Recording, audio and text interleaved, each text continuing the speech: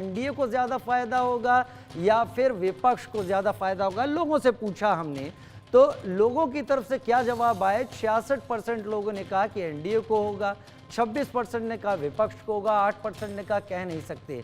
क्या लोग जो सोच रहे हैं यही वक्फ बिल को लाने के पीछे की सोच है कि इसके जरिए राजनीति की जा सके? और क्या इसके जरिए विपक्ष भी राजनीति नहीं कर रहा है एक खास वर्ग, एक खास समुदाय की? प्रियंका जी। देखिए, मुझे लगता है कि अगर आपको सर्वे ही करना था तो पूछना चाहिए था कि जिस तरह से भारतीय जनता पार्टी काम कर रही है, क्या उससे वोटर खुश है? क्या लोगों को नौकरियां मिल रही हैं? क्या लोगों के किसानों की आय दुगनी हो गई है? क्या लोगों के अकाउंट में 15 लाख आ गए हैं? या मैं पूछना चाहती हूँ जो आपका स्टार्टअप था वो पूरी तरीके से जो आपने जो वादे किए थे वो पूरे हो गए? तो मुझे लग रहा है कि अगर ये मुद्दे आपने पूछे होते तो सही मुद्दा आपने पूछा होता। हम्म। पर अब ठीक है, वक़्त पे आप बात कर रहे हैं तो मैं सिर्फ़ इतना इसीलिए ये कहना सवाल चाहती है, हूँ। वक्फ जी। है इसीलिए ये सवाल है। नहीं, देखिए, जब वोटर वोट डालने जाता है ना तो ये इस मुद्दे पे वोट नहीं डालता है। और मुझे लगता है कि ये सबसे बड़ी चीज़, ये सबसे बड़ी हार है अगर किसी के लिए, तो एनडीए के जो घटक दल हैं, जिन्होंने अपने वोटर की पीठ में छुरा भोंका है, ये उनकी हार है। और हकीकत ये है कि आप बताइए कि पार्टी की कोई आइडियोलॉजी होती है, पार्टी का कोई सोच होती है, पार्टी की कुछ नीतियाँ होती हैं, उसूल होते हैं, जिनको लगातार पार्टी फॉलो करती है और पीढ़ी दर पीढ़ी फॉलो करती है। तभी जाके एक लेगेसी बनती है, पार्टी की आइडेंटिटी बनती है। पर यहाँ क्या है, यहाँ पार्टी ने जितनी भी इनकी जो घटक दल थे, चाहे जदयू की बात करें, चाहे आरएलडी की बात करें, एलजेपी की बात करें, टीडीपी की बात करें, इन पार्टियों ने अपनी जो पूरी तरीके से आइडियोलॉजी है, उसको खत्म कर दिया।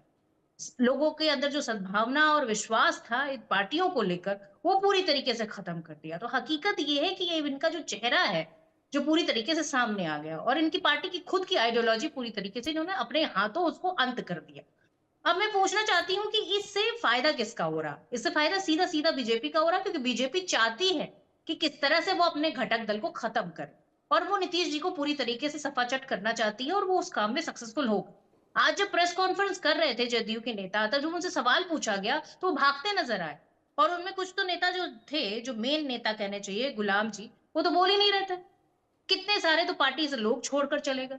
मैं पूछना चाहती हूँ कि यही एजेंडा, अगर अगर इसी एजेंडे के साथ वो इलेक्शन में जाना चाहते हैं, क्या यही उनकी जीत का मूल मंत्र है? प्रियंका जी एक तो मैं बात समझती बताइए, हूँ कि अपने आप में पूरी तरीके से हार है। प्रियंका जी और रही बात में अगर एक चीज जी, समझाइएगा मुझे, मेरे दिमाग में सवाल है और इस सवाल को बायस्ड मत समझिएगा, मुझे लगता है आप बेहतर उत्तर दे पाएंगी। जदयू एक बताइए। सेकुलर पार्टी है, लेकिन ये हुँ, मामला जो वक्फ का है इसको एक धर्म विशेष से जोड़ दिया गया। तो जो भी छोड़कर गए हैं, क्या वो सारे के सारे कम्युनल कार्ड खेल कर छोड़कर नहीं गए हैं कि उन्होंने केवल और केवल एक धर्म के लिए जुड़ी हुई बात को देखा और उन्होंने पार्टी को छोड़ दिया अपनी? अरे भई पार्टी में थे क्यों? क्योंकि वो पार्टी सेक्युलर थी। पार्टी दोनों धर्म के लोगों को साथ में गए लेके तो चल रही धर्म थी। के नाम पर ही ना, इसका मतलब वो भी कम्युनल ही थे। अरे भाई, जब आप सेक्युलर ही नहीं रहेंगे, आपकी पार्टी की आइडियोलॉजी खत्म हो जाएगी, तो आपके साथ कौन रहेगा? जिन लोगों के अंदर थोड़ी भी कहना चाहिए कि एक पार्टी को लेकर, उसकी विचारधारा को लेकर, उसकी कोई कोई आइडेंटिटी होगी, कोई जुड़ाव होगा, तो वो तो छोड़ ही देगा ना। अब आप बताइए कि आप इस चैनल में काम कर रहे हैं, अगर आपको काम नहीं करने दिया जाए, आपसे कहा जाए कि नहीं, का की जगह खा बोलिए, तो आप क्या करेंगे? एंड ऑफ द डे जाकर आप वो पार्टी, अपना जो चैनल है उसको छोड़ देंगे ना। नहीं, इस बारे में मेरी तो राय, सीधी-सी बात ये मुझे है मत कि इंक्लूड कीजिए। आपको पूरी मेरी राय तरीके से हो या तो सकती है कि मैं तानाशाही बेहतर झेलनी कोई होगी। दूसरी चीज इसी के साथ तलाश लूं। मैं, मेरा सवाल बड़ा सीधा सा था, क्योंकि मैं ये नहीं, देख सवाल रहा आपका हूं सीधा कि था कई और जवाब कि उतना ही सीधा नहीं था। नहीं नहीं, ये सीधा जवाब नहीं भाई, है। आप क्योंकि किसी को यहाँ प्रेशर पर यहाँ देकर पर रोक नहीं यहाँ पर सकते। जो जदयू के मुस्लिम नेता छोड़ के गए हैं, उन्होंने भी तो इस्लाम के नाम पर ही फैसला लिया है ना। उन्होंने भी एक धर्म की बात की। खैर, अरे भाई, मेरे तो साथ अभी भराला साहब जुड़ गए हैं क्या पार्टी मेरे साथ? आइडियोलॉजी पर चलती है ना। नहीं जुड़े हैं। कोई भी मैं पार्टी कैसे चलती है? ठीक है, ठीक राजीव है। जी, कोई भी नहीं। पार्टी, उसकी एक मूल विचारधारा होती है। हम्म। अब आप आरएलडी की बात करेंगे तो वो किसानों के लिए काम करती है। अगर वो अपनी मूल धारा से ही हट जाएगी तो फिर क्या बचेगा उसके पास? और कांग्रेस पार्टी की मूल विचारधारा ये है कि अच्छा वो ठीक है, गांधी जी की विचारधारा पे शाहबानो चलती है। मामले में आप लोगों ने सब कुछ पलट के रख दिया। अब आप कितने शाहबानो मामले पे कितने आ जाएंगे। कितने आपके फिर यहां से मुस्लिम सांसद नेता इस पर और बाकी लोग या हिंदू सांसद छोड़ के चले गए थे? अरे भाई, मैं ये पूछना चाहती हूँ, एक पर्टिकुलर केस को लेकर आप यहाँ पर मैं डिस्कशन कर इसीलिए रहे हैं या आप उदाहरण पर ला नहीं रहा नहीं हूं। नहीं, मैं फिर तो मैं मैं मैं उदाहरण नहीं, पर ला रहा हूं, मेरा उदाहरण ही है। अगर आप शाहबानो का डिस्कशन करेंगे तो फिर मैं उसके बाद बिल्किस बानो का भी तो डिस्कशन करूंगी तो कि अभी बिल्कुल शाहबानों बिल्किस पर ही बानो के जवाब केस दे में क्या दीजिए। हुआ, वो एक मैं कह पर्टिकुलर रहा हूं केस में। शाहबानों पे जो हुआ था उस अरे पर फिर हिंदुओं बिल्किस ने तो बानो के छोड़ा नहीं साथ था जो हुआ कांग्रेस को, उसका जवाब कौन उन्होंने देगा कांग्रेस साहब? के साथ निभाया था आपने उस सारे एग्जाम्पल जो हिंदू उठाया, नेताओं ने। वो एग्जाम्पल आपने शाहबानो केस का उठा लिया, आपने बिल्किस बानो का एग्जाम्पल नहीं उठाया क्योंकि वो आपको सूट नहीं करता। आपको जो सूट करता है आप वही सवाल पूछेंगे। नहीं, पर ये तो हकीकत आप ये है कि चुन रही हैं, जनता ये तो आप चुन रही जनता हैं, तो सब क्योंकि जान वक्फ रही है पर ना, मैं जदयू जनता की तो बात सब कर रहा हूं। देख आलोक रही जी है। का रुख करूंगा। मैंने आपको समय दिया इतनी देर, लेकिन अब आलोक जी का भी रुख कर लेता हूं। आलोक जी जी, बिल्कुल। आपने सुना प्रियंका जी और मैंने किन किन सवालों पे बात की है। हो सकता है तर्क प्रियंका जी के अपनी लाइन पर हो, मेरे सवाल अपनी लाइन पर हो, क्योंकि मैं जदयू के उन नेताओं की भी सोच देख रहा था जिन्होंने पार्टी को छोड़ा उस फैसले पर जहां पर उन्होंने भी अपने धर्म को आगे रखकर फैसला लेते हुए अपनी बात रखी है। ये जो फैसले निकल कर आ रहे हैं, जो 2 सर्वे में भी मैंने पूछा, उसमें लोगों ने कहा कि बीजेपी इससे फायदा लेने जा रही है, बीजेपी फायदा उठा रही है।